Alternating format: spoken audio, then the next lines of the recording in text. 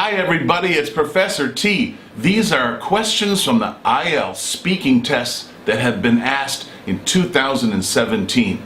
A very important question that gets asked is about tourism and visiting a certain place, and what are the benefits or disadvantages for using public transportation, and then what are the benefits or disadvantages to the local people who live in the tourist area. I'm going to give you an example of an answer that covers all of this. This would be for parts 2 and 3 on the IELTS speaking test.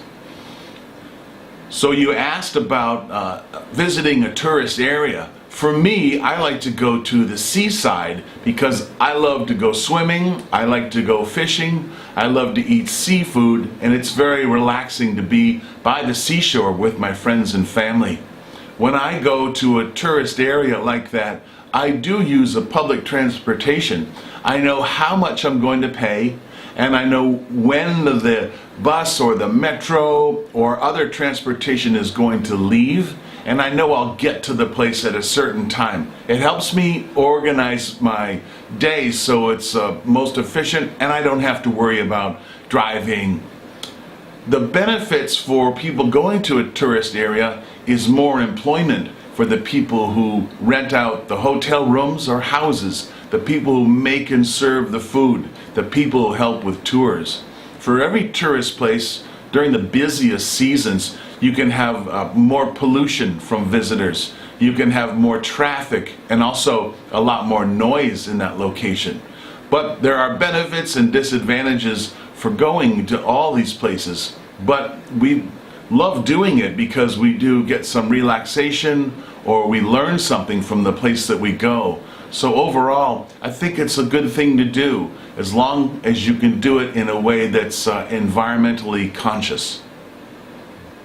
So in that answer, I used benefits and disadvantages and addressing them. You can do this for many types of questions in the IELTS speaking test parts 2 and 3, where on the one hand, there are advantages, and on the other hand, there are disadvantages. That shows you can weigh or think of an argument in your head or think of a reason and how to analyze something, and that will give you a higher score on the IELTS.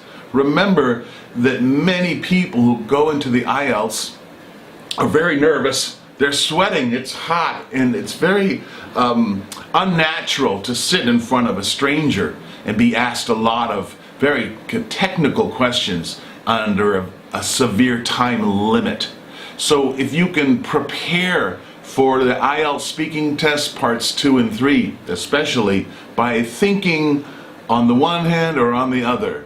In my opinion, I understand that. I have heard, in my experience, if you can have all these phrases and ways of answering the question, you'll get a better score. It will sound more fluent and sound more mature and sound more organized. And also, it will be more interesting for the IELTS examiner because he or she has to sit there all day and hear superstars in English and then people who don't know as much give answers.